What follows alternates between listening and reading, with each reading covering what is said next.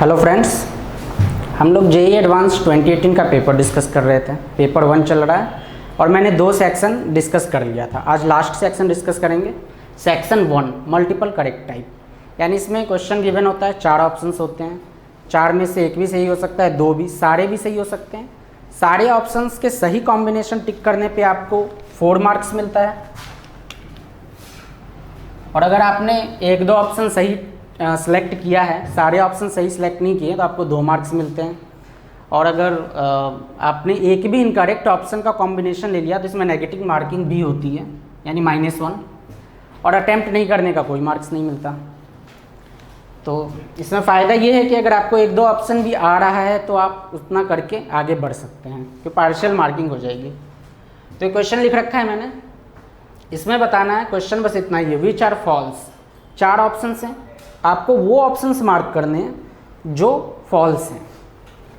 यानी multiple correct type की यही खासियत होती है कि आपको जितने भी ऑप्शन है, क्वेश्चन तो एक ही है लेकिन ऑप्शन 4 हैं, चारों ऑप्शन के बारे में स्टडी करना है और फिर डिसाइड करना है क्या करेक्ट होगा। यानी एक क्वेश्चन में ही 4 क्वेश्चन हो जाता है, इसलिए टाइम टेकिंग होता है। चलिए, हमें बताना है विच आर फॉल्स, ये इंपॉर्टेंट कीवर्ड है। जो फॉल्स होगा वही मार्क होगा। तो पहला ऑप्शन है argument of -1 minus iota is π/4। Argument of -1 minus iota, इसको आप देखते ही फॉल्स कह सकते हैं कि ये गलत है, ऐसा होगा ही नहीं। -1 माइनस आयोटा, एक्स और वाई जब दोनों नेगेटिव होते हैं तो कॉम्प्लेक्स नंबर थर्ड क्वाड्रेंट में जाता है। एक्स और वाई दोनों ही नेगेटिव है, -1 रियल पार्ट -1 है, आयोटा का कोफिशिएंट भी -1 है, तो ये थर्ड क्वाड्रेंट में गया। थर्ड क्वाड्रेंट में एंगल π/4 तो हो नहीं सकता है। तो ऑप्शन ए तो मैंने देखा और गलत बता दिया। आर्ग्यूमेंट हम निकालते कैसे हैं? Argument of x plus iota y, ये अगर हमें फाइंड करना हो तो आप सबसे पहले तो ये हमें देखना ही नहीं है कि x पॉजिटिव है नेगेटिव है क्या है। सबसे पहले हम लोग tan inverse y upon x modulus ले लेंगे, इससे पूरा पॉजिटिव एंगल आएगा। मान लीजिए ये एंगल थीटा है। आर्ग्यूमेंट निकालने के लिए हम लोग करते क्या है, सबसे पहले tan इनवर्स मॉड y/x जो कि थीटा आ गया। थीटा ये फर्स्ट क्वाड्रेंट का एंगल है। अगर x y दोनों पॉजिटिव है तो आपका आर्ग्यूमेंट थीटा ही होगा। x y दोनों पॉजिटिव तो argument theta, x negative y positive तो आपका आर्ग्यूमेंट π-θ होगा। x y दोनों ही नेगेटिव तो आर्ग्यूमेंट θ-π होगा, और x positive y negative, in that case argument -θ होगा। ये आर्ग्यूमेंट है, और थीटा ये जो आर्ग्यूमेंट है इसकी प्रिंसिपल वैल्यू होती है -π to π के बीच में। तो इजीली हम समझ सकते हैं यहाँ पे 1/1 करने पे π/4 आएगा, फिर π/4 - π नेगेटिव एंगल होगा, -3π/4। तो ऑप्शन ए गलत है। ऑप्शन बी को हम चेक करते हैं। ऑप्शन बी में एक फंक्शन है जिसका डोमेन आर है, -π to π इसका रेंज दिया है, और ये आर्ग्यूमेंट है। फंक्शन टी जो है ft वो है argument of -1 plus iota T. अब हमें बताना है कि ये जो फंक्शन है क्या ये कंटिन्यूअस है for all t belongs to R. T की हर रियल वैल्यू के लिए क्या ये कंटिन्यूअस है फंक्शन। तो आइए हम लोग इसका आर्ग्यूमेंट फाइंड करते हैं, -1 प्लस आयोटा टी। तो सबसे पहले तो हम लोग थीटा फाइंड करेंगे। थीटा क्या होता है, tan इनवर्स मॉड y/x, तो t/-1। मॉड के अंदर माइनस साइन को हटा सकते हैं, tan इनवर्स t। अब 2 बातें हो सकती है, t मेरा पॉजिटिव है या t मेरा नेगेटिव है। Suppose first case t greater than 0 है। t जब पॉजिटिव है तो मॉड t प्लस t हो जाएगा, यानी ये आ जाएगा tan इनवर्स t। और जब t लेस देन 0 है, इन that case mod t minus t हो जाएगा, तो ये -tan इनवर्स t हो जाएगा। ये सिर्फ थीटा फाइंड हुआ है। अब हम क्वाड्रेंट के हिसाब से ये π- वगैरह वगैरह करके इसकी एक्चुअल वैल्यू फाइंड करेंगे। जैसे जब मेरा t पॉजिटिव है, पॉइंट क्या है, -1 plus iota T. x negative है, अगर t पॉजिटिव है तो ये हमारा सेकेंड क्वाड्रेंट में गया, तो उस केस में आर्ग्यूमेंट होगा π-θ, यानी π-tan inverse t, π-tan inverse t। अगर t पॉजिटिव है, अब t नेगेटिव है, अगर t नेगेटिव है, ये ऑलरेडी नेगेटिव, ये भी नेगेटिव, यानी क्वाड्रेंट 3। इसमें चला गया। इन that case your argument is theta minus pi minus tan inverse T minus pi, theta minus tan inverse T है। तो ये तो आर्ग्यूमेंट की वैल्यू निकल गई दो कंडीशन में, जब टी पॉजिटिव है टी नेगेटिव है। अब हम लोग इसका t इक्वल 0 पे वैल्यू फाइंड कर लेते हैं। जब आप t इक्वल 0 रखोगे तो ये तो पाई आएगा, ये माइनस पाई आएगा। tan इनवर्स 0 0 ही होता है, तो ये माइनस पाई ये प्लस पाई, यानी t ग्रेटर देन 0 पे लिमिट वैल्यू यानी right hand limit plus pi आ रही है, जबकि left hand limit minus pi आ रही है। यानी t इक्वल 0 पे ये गिवन फंक्शन कंटिन्यूअस नहीं है, यानी ये ऑप्शन भी मेरा गलत हो गया। ए और बी फॉल्स आ रहा है और फॉल्स को ही टिक करना है, यानी आपके लिए ये ऑप्शन सही है। नाउ ऑप्शन 3, ऑप्शन 3 में है for Z1 Z2 not equal to 0 argument of Z1 by Z2 minus argument of Z1 plus argument of Z2 is integer multiple of 2 pi. तो आप जानते हैं आर्ग्यूमेंट की प्रॉपर्टी लॉगरिथम की तरह चलती है, अगर ये डिवाइड में हो तो सब्ट्रैक्ट हो जाएगा। Argument of Z1 by Z2 is equal to argument of Z1 minus argument of Z2। लेकिन हमें प्रिंसिपल वैल्यू को भी डिफाइन करना रहता है, आर्ग्यूमेंट की रेंज माइनस पाई से पाई के बीच में लाएं, इसके लिए हम लोग 2n पाई ऐड कर देते हैं, जहां n कोई इंटीजर है, n इंटीजर है। तो ये सब इधर सब्ट्रैक्ट होगा, तो आपका यही एक्सप्रेशन आ जाएगा, ये एक्सप्रेशन आ जाएगा जब मैं इन दोनों को इधर लाऊंगा। तो ये एक्सप्रेशन किसके इक्वल आ रहा है, 2n पाई, यानी 2 पाई इंटू n, 2 पाई का इंटीग्रल मल्टीपल, यानी ये ऑप्शन तो सही है, ऑप्शन सी मेरा करेक्ट आ गया। Now we will see option D. Option C काफ़ी सिंपल था, ऑप्शन डी देखेंगे हम लोग। ऑप्शन डी में क्या है, एक 3 पॉइंट गिवन है Z1 Z2 Z3, एक चौथा पॉइंट Z, इसका हमें लोकस बताना है। Z1 Z2 Z3 distinct points हैं और हमें लोकस ऑफ Z बताना है। एक आर्ग्यूमेंट दिया हुआ है इनका पाई, Z minus Z1 Z2 minus Z3 Z minus Z3 Z2 minus Z1, ये पूरा आर्ग्यूमेंट पाई है। जब ये पाई है कि आखिर है तो ये पूरा कॉम्प्लेक्स नंबर ही, Z1 Z2 Z3 Z सब मिला के कॉम्प्लेक्स नंबर बन रहा है, उस कॉम्प्लेक्स नंबर का आर्ग्यूमेंट पाई है। जब आर्ग्यूमेंट पाई होता है, आर्ग्यूमेंट या तो 0 हो या पाई हो, अगर किसी कॉम्प्लेक्स नंबर का आर्ग्यूमेंट 0 है या फिर पाई है, इन that case complex number is real, यानी ये पूरा जो कॉम्प्लेक्स नंबर है ये रियल आ गया, this whole complex number is real. आपने पढ़ा होगा अगर 4 पॉइंट्स, 4 पॉइंट कॉन्साइक्लिक होते हैं, यानी एक ही सर्कल पे होते हैं और कुछ ऐसा क्रॉस प्रोडक्ट बनता है उनके बीच में, अगर यानी ऐसा जो क्रॉस प्रोडक्ट बनता है उन चारों पॉइंट से, जो कॉम्प्लेक्स नंबर अगर आए, अगर वो रियल हो, in that case those points are concyclic, यानी ये कॉन्साइक्लिक पॉइंट है, यानी जेड जो है वो सर्कल पे लाई करेगा, ना कि स्ट्रेट लाइन पे। ये स्ट्रेट लाइन कह रहा है, ये सर्कल पे लाई करेगा, यानी ये ऑप्शन मेरा फॉल्स है। ये डायरेक्ट कंडीशन आपने पढ़ा होगा इसे, पाई यहाँ 0 भी होता तब भी ये सर्कल पे ही लाई करता। तो हमारे कौन कौन से ऑप्शंस फॉल्स हुए, A, B एंड D।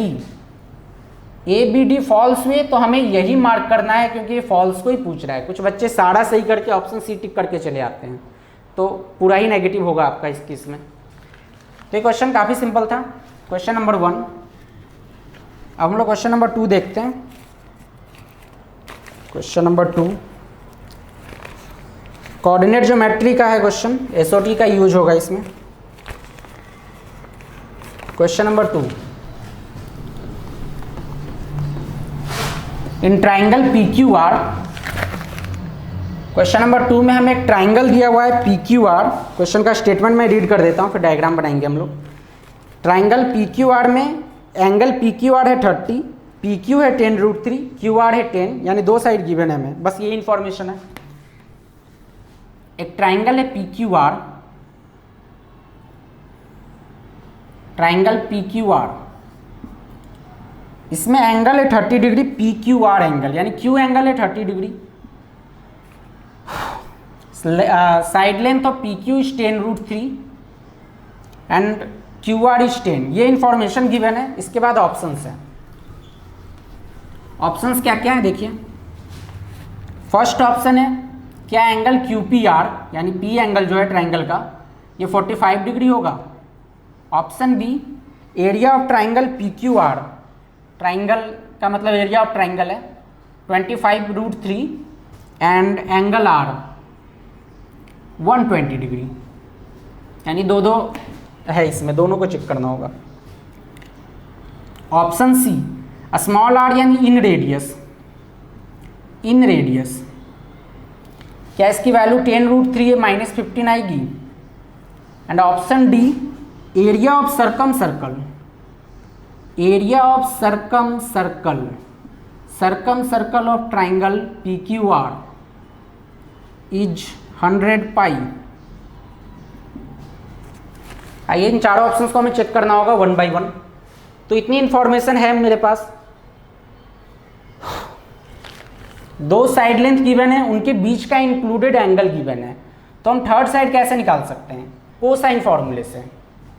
यानी अगर मैं इस ट्राइंगल के लिए कॉस क्यू का फॉर्मूला लिखूं तो क्यू किन दो साइड से मिलकर बना है, पी क्यू और क्यू आर, तो उन दोनों साइड के स्क्वायर का सम पी क्यू का स्क्वायर प्लस क्यू आर का स्क्वायर माइनस जो साइड इसके अपोजिट है यानी पी आर, पी आर का स्क्वायर अपॉन 2 जिन दो साइड के स्क्वायर का आपने सम किया है वही प्रोडक्ट में आता है।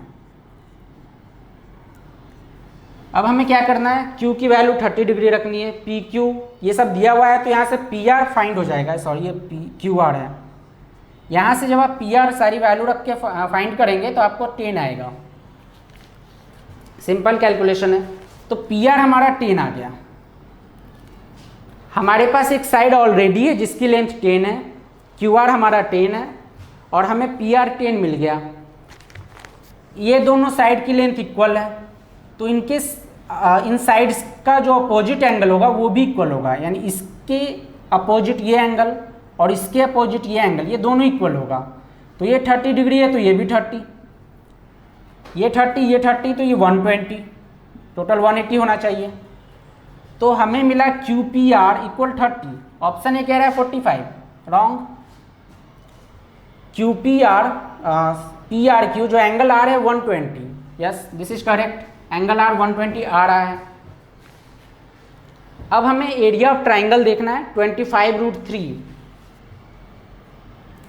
एरिया ऑफ ट्राइंगल 25√3 आ रहा है। यानी एरिया ऑफ ट्राइंगल हम कैसे निकालते हैं, एरिया ऑफ ट्राइंगल कोई सा भी दो साइड आप ले लो और उनका प्रोडक्ट और उसके बीच के एंगल का साइन। पूरा बोर्ड कवर हो रहा है ना, पूरा बोर्ड हाफ, ये दोनों साइड मैंने ले लिया 10 × 10√3 इंटू साइन 30।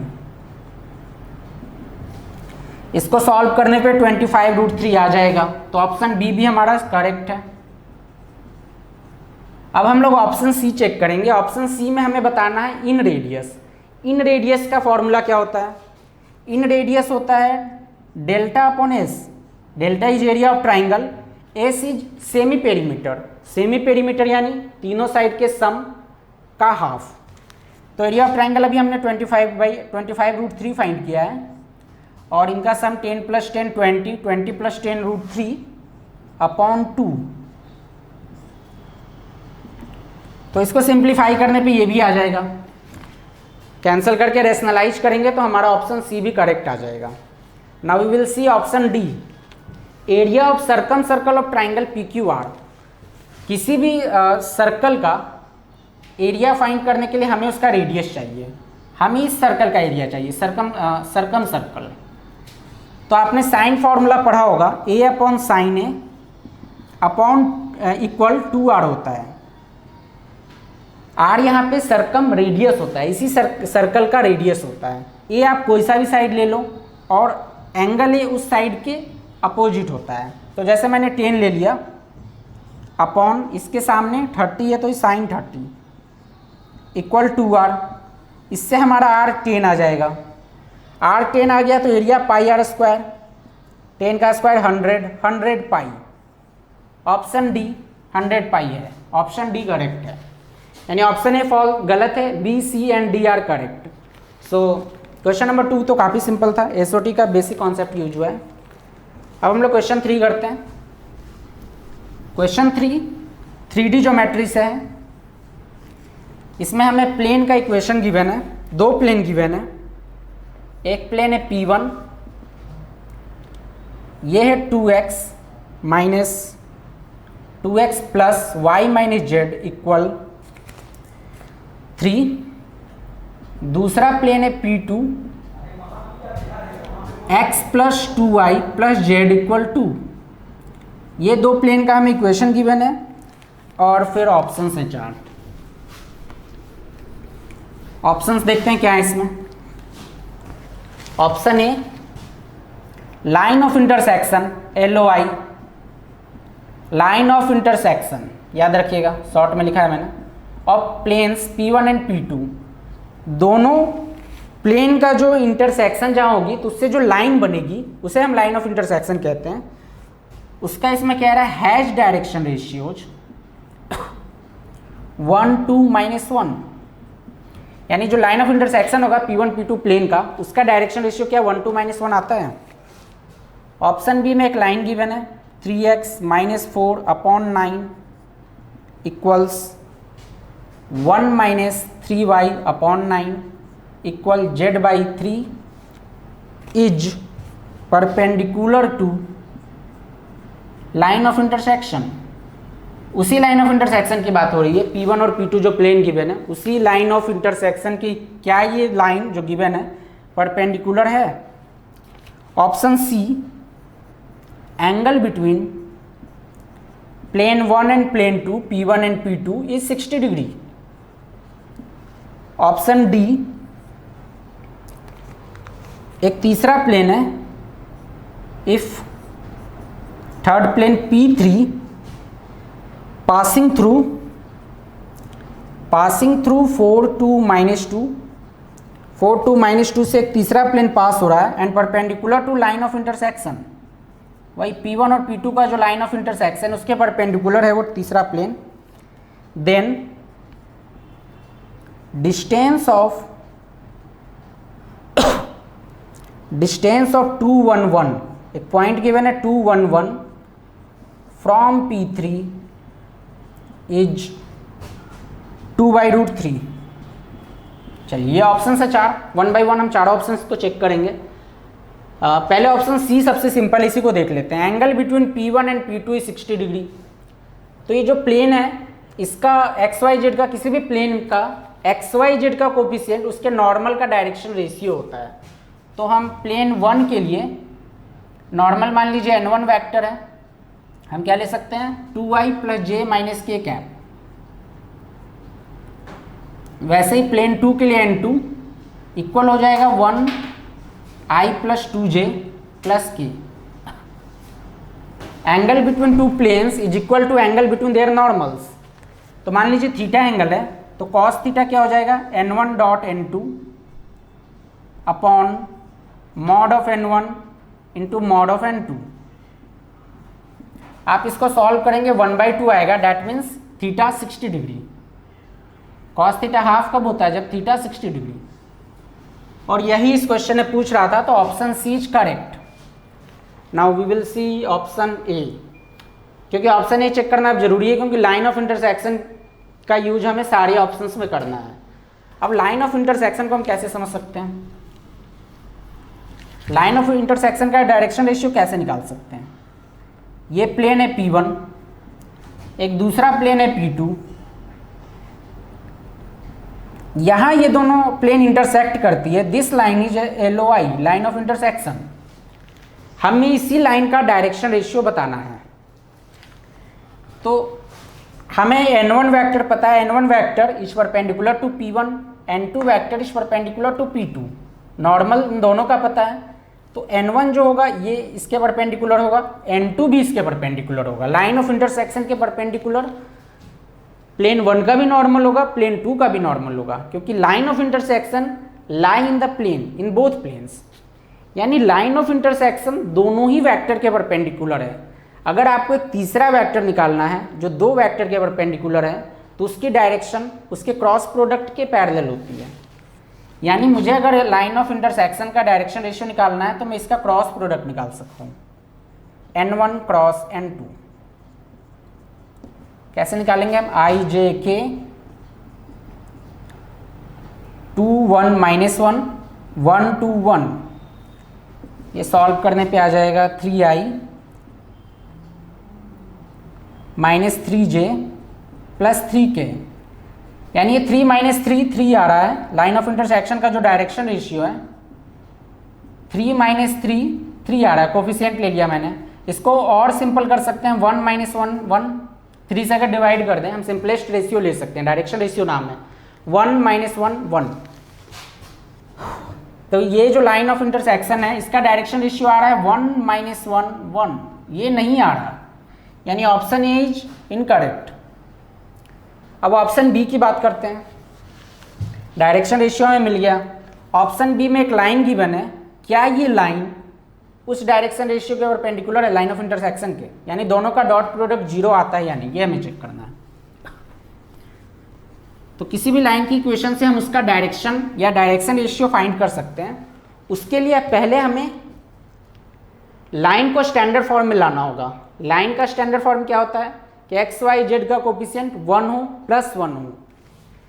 +1 लाने के लिए इसे हम 3 से डिवाइड कर देंगे, तो ये हो जाएगा x -4/3/3, उसे -3 से तो y -1/3/-3, और ये तो है ही z/3।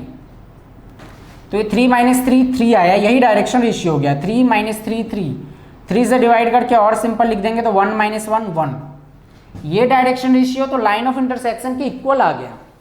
इक्वल आ गया तो ये पैरेलल होगा, परपेंडिकुलर नहीं होगा। परपेंडिकुलर में डॉट प्रोडक्ट का 0 होना जरूरी है, यहाँ ये पैरेलल आ रहा है, तो ऑप्शन बी इज फॉल्स। अभी तक सिर्फ ऑप्शन सी करेक्ट हुआ है। ऑप्शन डी क्या है? अ प्लेन P3 पासिंग थ्रू 4 2, -2 एक पॉइंट से पास हो रहा है और परपेंडिकुलर है लाइन ऑफ इंटरसेक्शन के, यानी P3 जो है इसका नॉर्मल हमारा लाइन ऑफ इंटरसेक्शन है, normal he line of intersection है। तो लाइन ऑफ इंटरसेक्शन का डायरेक्शन रेशियो तो 1 -1 1 है ही, और ये प्लेन पास हो रहा है 4 2 -2 से।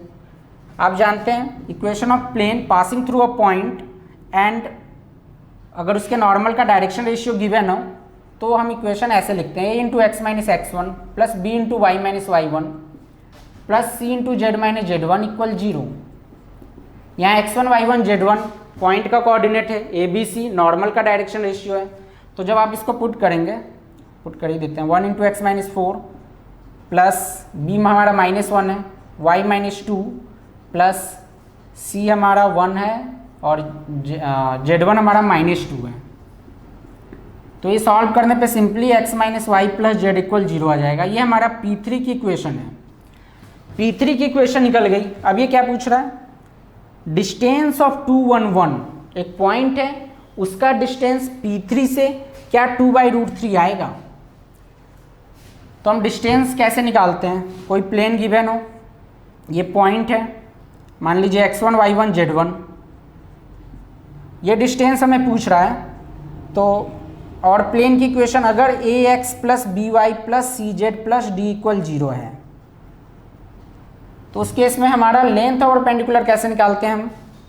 एक्स वाई जेड की जगह आप ये पॉइंट पुट कर दो, ax1 + by1 + cz1 + d upon x y z के कोफिशिएंट का स्क्वायर a² + b² + c²। तो इस प्लेन में हमें कौन सा पॉइंट रखना है? 2 1 1। तो ये हो गया 2 - 1 + 1 अपॉन 1² + 1² + 1²। तो यह 2/√3 आ रहा है, यानी ऑप्शन डी सही है, ऑप्शन सी सही है। इस क्वेश्चन के 2 ऑप्शन सही हैं, सी एंड डी। ए और बी इसमें गलत थे। तो ये काफ़ी सिंपल क्वेश्चन था, डायरेक्ट लेंथ और परपेंडिकुलर का फॉर्मूला अप्लाई करना था। तो तीसरा क्वेश्चन हुआ, हम चौथा क्वेश्चन की ओर बढ़ते हैं। Question number 4,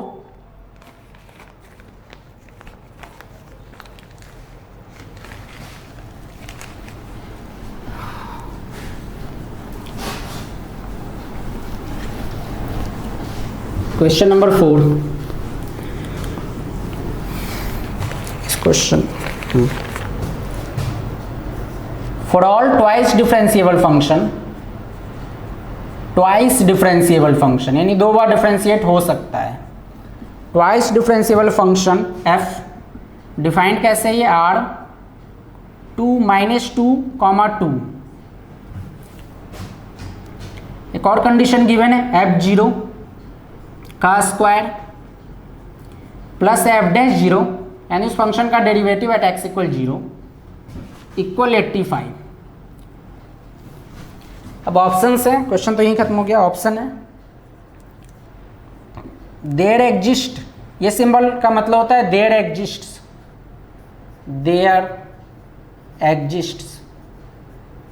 there exist RS belongs to R, मतलब बिलोंग्स टू R यानी real number, such that F is 1 1 in open interval RS,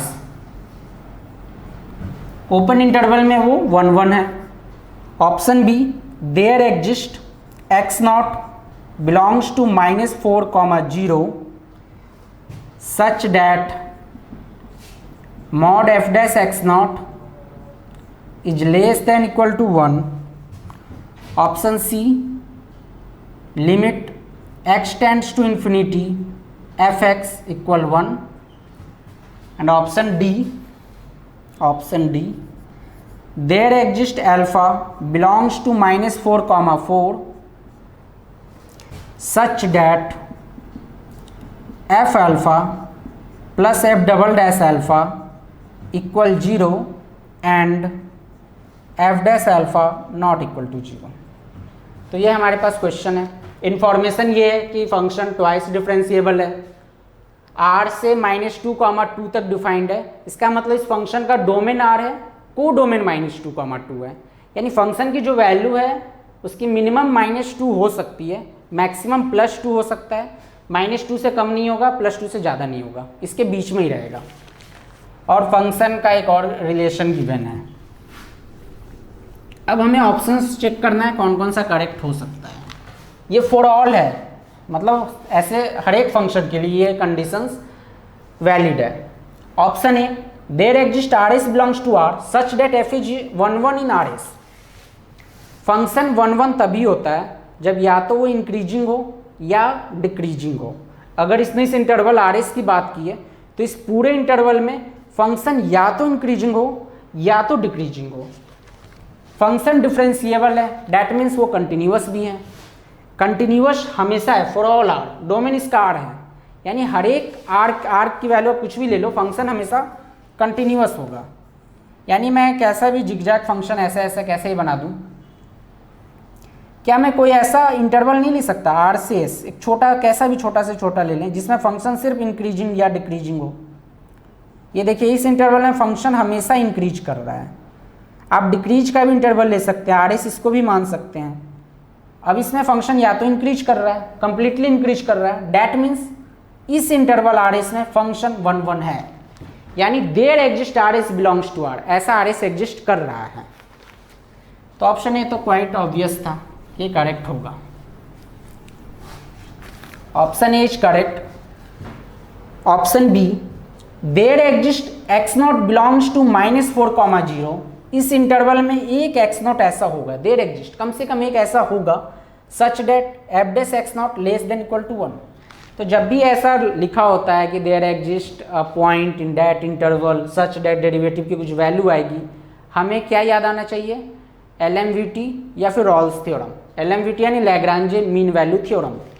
लैग्रांजे mean value theorem क्या कहता है कि f'(x0) fb-fa/b-a होना चाहिए। ये कब हम कर सकते हैं, जब फंक्शन कंटिन्यूअस हो, वो डिफरेंशिएबल हो पूरे इंटरवल में। हमें गिवन है कि फंक्शन तो हमेशा ही डिफरेंशिएबल है। A function which is differentiable is continuous as well. तो ये फंक्शन हमेशा कंटिन्यूअस भी है, हमेशा डिफरेंशिएबल भी है। ए और बी में -4 और 4 लेना है इंटरवल, तो चलिए यहाँ लिखते हैं f(4) - f(-4), -4 से 4, सॉरी -4 से 0 लेना था, ये सही है। ये f(0) अपॉन 4 - 0 से -4, 0 - -4, ये मेरा एफ डैश एक्स नॉट आया है, मुझे इसका मॉडुलस बताना है, mod of F dash x not, और इसकी मैक्सिमम वैल्यू क्या 1 होगी, 1 से ज़्यादा वैल्यू आ सकती है नहीं, ये हमें देखना है। तो इसका काम है रेंज या कोडोमेन जो है -2 से 2, यानी फंक्शन की मैक्सिमम वैल्यू 2 हो सकती है। तो मैं इसको 2 ले लेता हूँ, मैक्सिमम ले रहे हैं तो यहाँ less than equal to, minus कोई चीज़ माइनस हो रही है, मुझे पूरी की मैक्सिमम वैल्यू चाहिए, तो मैं कम से कम घटाऊँ, जितना कम से कम हम सब्ट्रैक्ट करेंगे उतना ही मैक्सिमम वैल्यू हमें मिलेगा। तो मिनिमम वैल्यू क्या हो सकती है -2, तो हम इसमें से -2 माइनस करते हैं, नीचे +4 है, 0 + 4, 2 + 2/4 is 1। F dash x not का mod less than equal to 1 आ रहा है, this is correct. Option A भी करेक्ट था, ऑप्शन बी भी करेक्ट था। तो सिंपल LMVT का एप्लीकेशन था इस क्वेश्चन में। Option C, limit x tends to infinity F x equal 1 होगा, यानी फंक्शन एक्सटेंड्स टू इन्फिनिटी पे 1 वैल्यू दे रहा है यानी। तो ये फंक्शन डिफाइन था for all function, for all F. तो कोई भी अगर फंक्शन इसको सेटिस्फाई नहीं करता है तो ये ऑप्शन गलत माना जाएगा। तो हम कोई ऑप्शन चूज कर सकते हैं। -2 से 2 बाउंडेड फंक्शन है, यानी ऐसा कोई फंक्शन लीजिए जिसकी वैल्यू -2 से 2 के बीच में आए। साइन कॉस -1 से 1 के बीच में होता है, तो मैं साइन की टर्म्स में फंक्शन ले सकता हूँ। 85 है और स्क्वायर है तो हम लोग √85 लेंगे।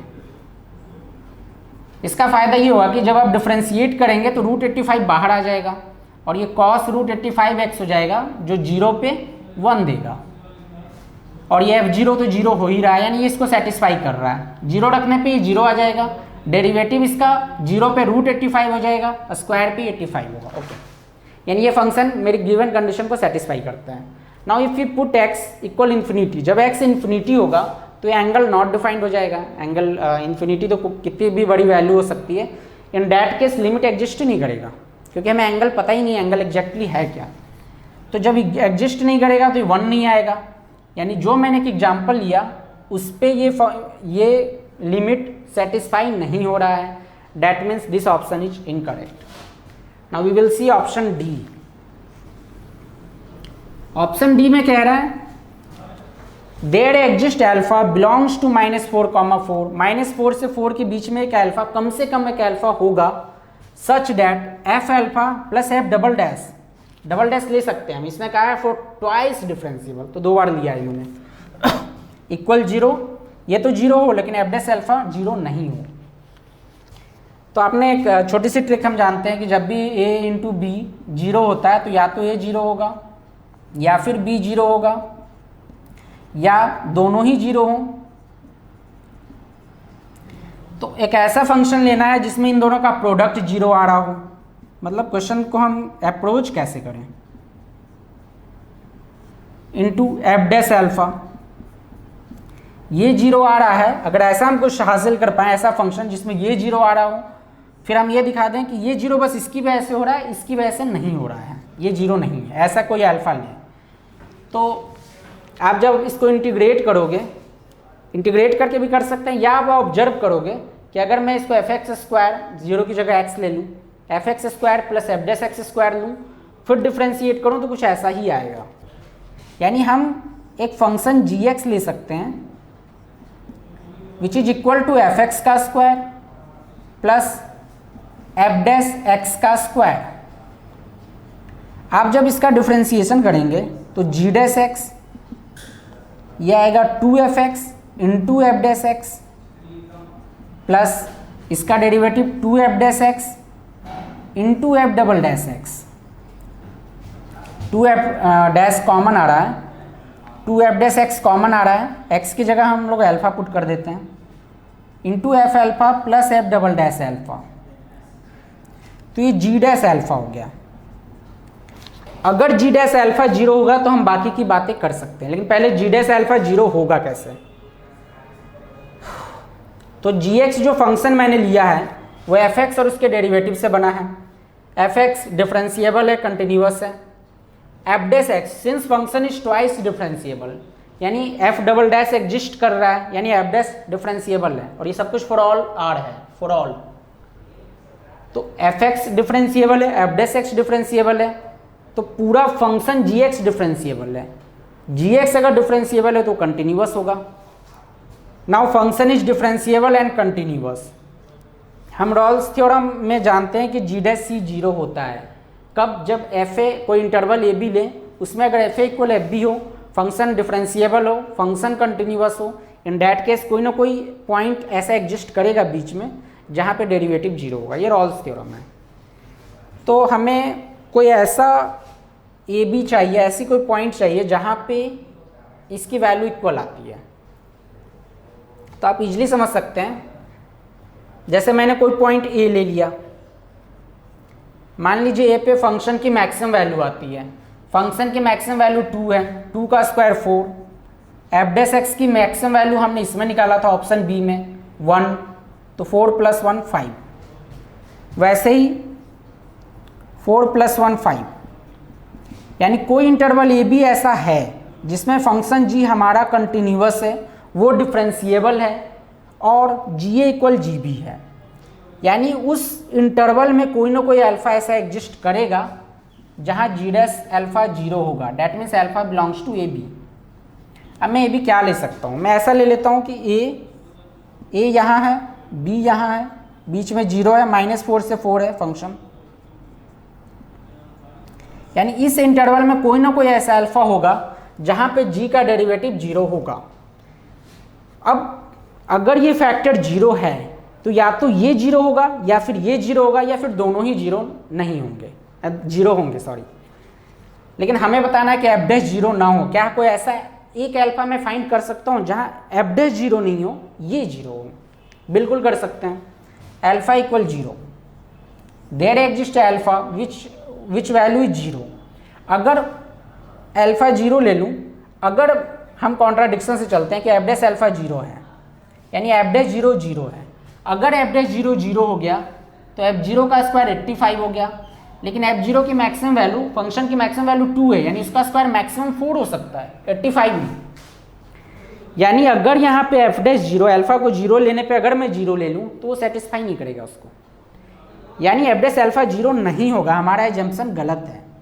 यानी for alpha equal zero there exist alpha, एक अल्फा एग्जिस्ट कर रहा है, वो अल्फा है जीरो, जहाँ ये कंडीशन सेटिस्फाई हो रही है। So option D is correct. तो ये क्वेश्चन नंबर 4 हो गया।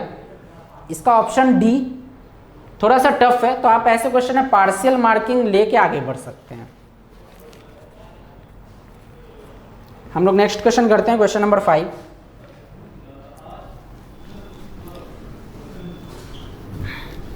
क्वेश्चन नंबर 5,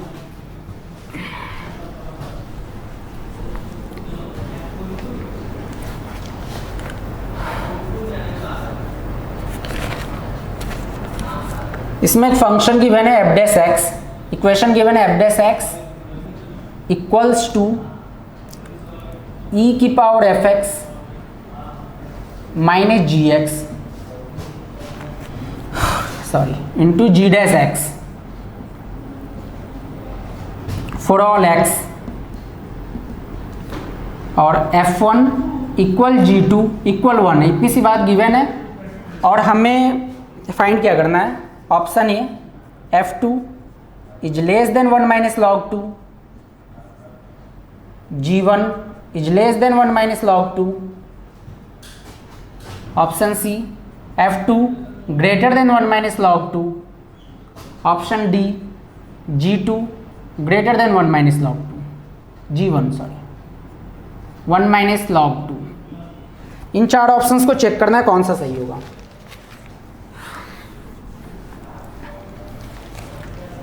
सबसे पहले हम वेरिएबल सेपरेबल कर लेते हैं। e की पावर एफ एक्स को इधर लाएंगे तो क्या हो जाएगा, e की power minus f x into f dash x equal e की power minus g x into g dash x, integrating both side. इसको इंटीग्रेट करना काफ़ी सिंपल है। अगर मैं एफ एक्स को t ले लूँ तो F dash x D T बन जाएगा, तो क्या हो जाएगा e की power minus T D T, जिसका इंटीग्रेशन माइनस e की पावर माइनस टी, और t हमारा एफ एक्स है। सिमिलरली इधर भी यही होगा, और ये प्लस सी, माइनस साइन हटा देते हैं तो e की power minus f x equal e की पावर माइनस जी एक्स, ये माइनस सी आएगा तो उसे मैं C1 ले लेता हूँ प्लस का, इससे फ़र्क नहीं पड़ेगा, माइनस सी भी ले सकते हैं। तो हमें जो कंडीशन मिला है वो है ई की power minus f x equal e की power minus g x plus C1। ये इसे इंटीग्रेट करने पे आया। अब दो बातें और गिवन है कि फंक्शन की वैल्यू f की वैल्यू 1 पे 1 है, g की वैल्यू 2 पे 1 है। तो यहाँ 1 रखते हैं। सबसे पहले e की power minus f1 equal e की power minus g1 plus c1। f1 तो 1 है तो e की पावर माइनस 1 इक्वल ई की power minus g1 plus c1। Similarly अब मैं 2 रख देता हूँ, तो e की power minus f2 equal e की पावर g2, यहाँ पे रख रहे हैं x को 2 तो g2 1 है। जो हमारे ऑप्शन है उसमें f2 g1 का कुछ रिलेशन हमें बताना है, यानी c1 को एलिमिनेट कर दें। इक्वेशन 2 माइनस इक्वेशन 3, दोनों इक्वेशन को माइनस कर देते हैं, हमें मिलेगा e की पावर माइनस 1 माइनस ई की power minus f2 equal e की पावर माइनस g1 माइनस ई की पावर माइनस 1। सब्ट्रैक्ट किया इक्वेशन 2 इक्वेशन 3 को, ई की पावर माइनस 1 उधर चला गया, ये इधर आ गया, नहीं हो जाएगा 2 ई की power minus 1 equals to e की पावर माइनस g1 प्लस ई की पावर माइनस f2। ये रिलेशन आ गया। अब आपको ये पता होगा एक्सपोनेंशियल फंक्शन हमेशा पॉजिटिव होता है। इसका क्या यूज करेंगे हम, एक को इधर ले आते हैं, जैसे अब मैं f2 को चेक कर रहा हूँ, ई की पावर माइनस f2 इक्वल 2 ई की पावर माइनस 1 माइनस ई की पावर माइनस g1। ये हमेशा पॉजिटिव है, एक्सपोनेंशियल फंक्शन है, ई की power minus g1, this is always positive. अगर ये पॉजिटिव है और ये भी पॉजिटिव है तो इसमें से मैं इसको माइनस कर रहा हूँ, तो जो रिजल्ट आएगा वो इससे कम आएगा क्योंकि इसमें से कुछ कम हो गया। यानी हमारे पास जो आएगा वो आएगा ई की power minus f2 is less then 2 ई की पावर माइनस 1, क्योंकि हमने कुछ माइनस कर दिया है इसमें, तो ये कम हो गया। अब दोनों साइड लॉग ले लेते हैं, लॉग लेंगे तो क्या हो जाएगा, minus f2 is less then log 2 plus log ई की पावर माइनस 1। प्रोडक्ट में ये माइनस हो जाता है, सॉरी ऐड हो जाता है, ई की पावर माइनस 1 हो जाएगा, log ई की पावर माइनस 1 आगे आ गया, log ई 1 होता है। अब माइनस साइन से मल्टीप्लाई करेंगे तो इनइक्वालिटी रिवर्स हो जाएगी, तो f2 जो होगा वो ग्रेटर देन 1 माइनस log 2 आएगा। ऑप्शन सी करेक्ट है, तो ऑप्शन ए फॉल्स है। सेम पैटर्न उसके लिए भी है, सेम पैटर्न नहीं बन रहा तो ये गलत हो जाएगा, ये सही हो जाएगा। आप सिमिलरली सॉल्व करेंगे वही आएगा। तो हमारा इस क्वेश्चन 5 में सी और डी सही है और बी गलत है, यानी ग्रेटर का ही रिलेशन बनेगा। तो इसमें बस हमें एक ही चीज नोटिस करना था कि एक्सपोनेंशियल फंक्शन पॉजिटिव होता है तो ये लेस देन आएगा। क्वेश्चन नंबर 6, क्वेश्चन नंबर 6, इसमें भी एक फंक्शन गिवन है हमें, function F x equal 1 minus 2x plus integration of 0 to x E की power x minus T F T D T. ये फंक्शन गिवन है। There are few 4 options. Option A y equal F X अगर है तो this is passing through, y equal F X जो है वो pass करेगा 1, 2 से, y equal F x passing through 1, 2।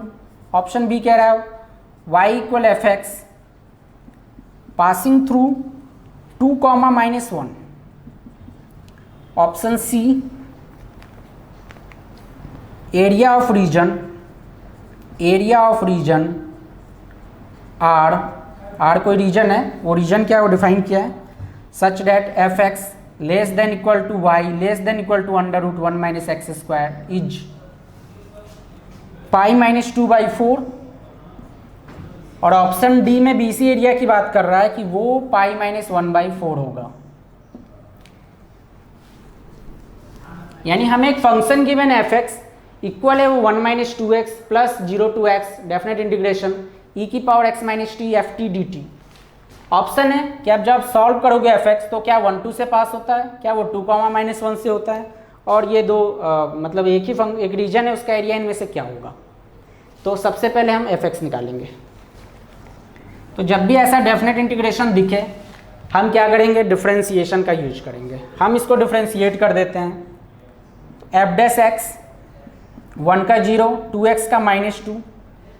हम लोग डेफिनेट इंटीग्रेशन का डिफरेंशिएशन कैसे करते हैं, इसका फॉर्मूला है लेबनिज फॉर्मूला। लेबनिज फॉर्मूला क्या होता है, अगर कोई फंक्शन है मान लीजिए एफ टी डी टी, इसका जो लिमिट है लोअर और अपर लिमिट वो x का फंक्शन है जी एक्स एच एक्स, तो हम डिफरेंशिएशन भी इसको x के रिस्पेक्ट में करेंगे। और वो क्या आएगा,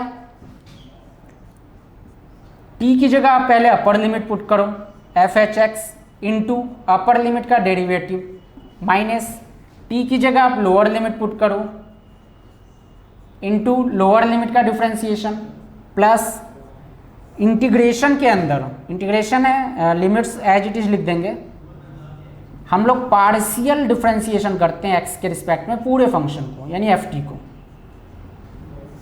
और ये डी टी साइड में रहेगा। तो ये तरीका है न्यूटन्स लेबनिज अप्लाई करने का। अगर आपको नहीं पता तो आप ये फॉर्मूला नोट कर सकते हैं, काफ़ी काम का है। तो इसके बेसिस पे मैं इसको डिफरेंशिएट करूँगा। सबसे पहले t की जगह अपर लिमिट तो e की पावर 0 इंटू यहाँ भी t की जगह अपर लिमिट एफ एक्स, फिर अपर लिमिट x का डिफरेंशिएशन यानी 1 माइनस t की जगह 0 f0, फिर 0 का डिफरेंशिएशन 0, फिर अंदर हमें पार्शियल डिफरेंशिएशन करना है x के रिस्पेक्ट में। तो एफ टी तो कांस्टेंट ही है, बस इसका डिफरेंशिएशन हो जाएगा, वो यही आ जाएगा e की power x minus T F T D T. So what we are getting f dash x equal -2, ये तो एफ एक्स हो गया, e की पावर 0 1 होता है, प्लस एफ एक्स, यहाँ 0 आया तो ये पूरा ही 0 हो गया। अब ये आप ध्यान से देखिए, ये क्या यही नहीं आ गया सेम, तो अब इंटीग्रेशन से ही तो हम बचना चाह रहे हैं, तो मैं इसकी वैल्यू यहाँ से क्या लिख सकता हूँ, F x minus 1 plus 2x, F x minus 1 plus 2x। तो हमारे पास आ गया F dash x minus 2 F x को इधर ले आए इक्वल -3 प्लस 2x। हमारे पास ये आ गया F dash x minus 2 F x equal -3 plus 2x।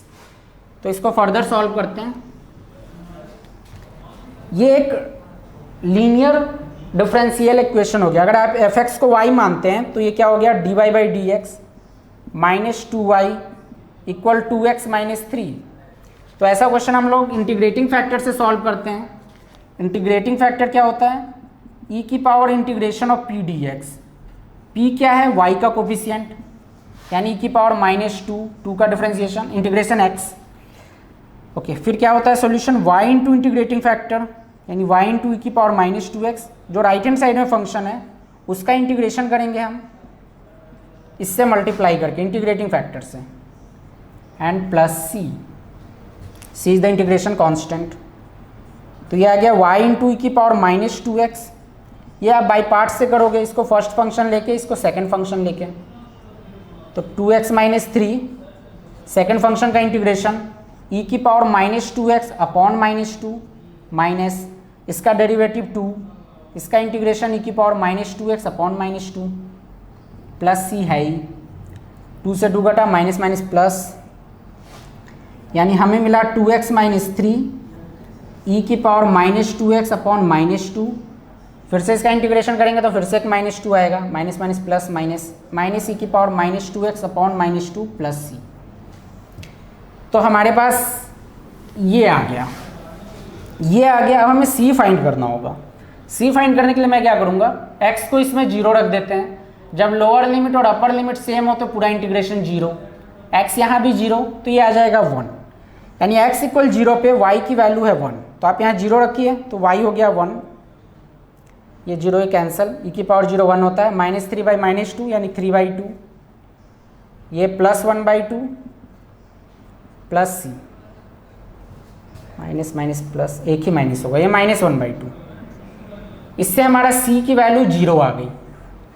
c 0 आ गया तो हमारा जो फंक्शन है ये हो गया y इंटू ई की पावर माइनस, छोड़िए बार बार क्या लिखना, c को 0 कर देते हैं, e की पावर -2x कैंसिल हो जाएगा अब दोनों साइड से, तो हमें मिलेगा y इक्वल 2x - 3 अपॉन -2 -1/2, तो -3 -1 -4, 2x - 4 बाई -2।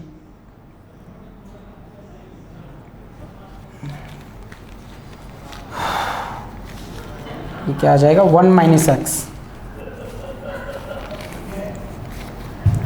-2 है, हाँ तो ये प्लस, ये पूरा सॉल्व करने पे 1 - x, y हमारा आ गया 1 - x। हमने जो फंक्शन चाहिए था वो है y equal fx equal 1 - x। क्या 1 - x इससे पास कर रहा है? जब आप अगर x को 1 रखोगे तो y 0 आएगा, न कि 2, यानी नहीं कर रहा। x को आप 2 रखोगे तो 1 - 2 -1, यानी कर रहा है। ऑप्शन ए गलत है, ऑप्शन 2 सही है। अब 3 और 4 की बात करते हैं। फंक्शन हमें मिल गया है 1 - x, यानी जो एरिया है वो बताना है 1 - x से √1 - x²। यहाँ इसका डायग्राम बनाते हैं। 1 - x is a straight line, यही होगा 1 0 और 0 1 से पास होगा, वो 1 0 और 0 1 से, ये लाइन है 1 - x, और ये √1 - x²। आप सॉल्व करेंगे, स्क्वायर करेंगे तो x² + y² इक्वल 1 आ जाएगा, सर्कल। चूंकि स्क्वायर रूट है तो हम फर्स्ट क्वाड्रेंट में ही रहेंगे। ओके, अब हमें एरिया कौन सा फाइंड करना है? ये वाला, इससे लेस देन, इससे ग्रेटर देन।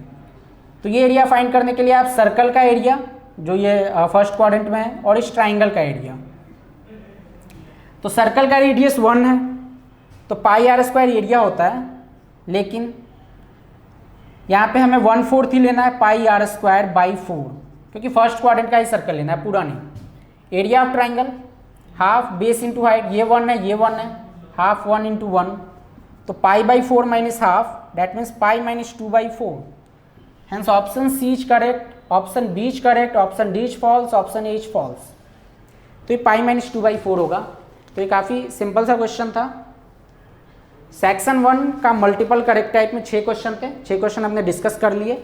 2018 का ये पेपर 1 चल रहा है, सॉरी पेपर 2 नहीं है। 2018 जेईई एडवांस का पेपर 1 आज कंप्लीट हो गया। नेक्स्ट वीडियो से हम लोग पेपर 2 डिस्कस करेंगे। तो आप लोग कमेंट में ज़रूर कीजिएगा कि किसी क्वेश्चन में प्रॉब्लम आई है तो हम उसको कमेंट में भी रिप्लाई करेंगे। Thanks for watching.